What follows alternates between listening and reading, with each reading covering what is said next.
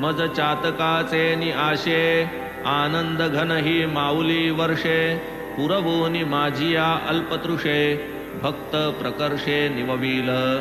काय भक्ती प्रेमाचे कौतुक मातेस लागे बाळाची भूक तयाने न पसरिताही मुख थानकू चूकते कोंदी कोण जाणे तिचे शीण लेकुरान त्याची जाण न पुसता निज माऊली विण अन्य कोण देथान बाळकासी घालिता लेणे बालक त्यातील स्वारस्य नेणे ते कौतुक एक माताच जाणे तैसेच करणे सद्गुरूचे हा माझा बाळाचा लळा पुरविल कोण सुख सोहळा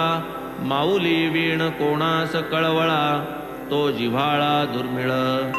सन्मातेच्या पोटी येणे महद्भाग्ये देवाचे देणे दुःख सोसूनी जन्म देणे बाळक नेणे हे काही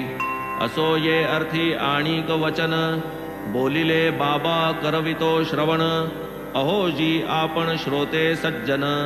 आदरे अवधान देईजे सन 1916 साली चाकरी सरकारी पुरी झाली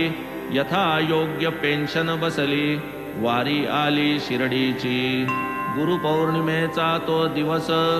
भक्त मिळाले गुरुपूजेस अण्णा स्वयंस्फूर्ती विनविती बाबास करीती शिफारस ती परिसा अण्णास माझी मोठी काळजी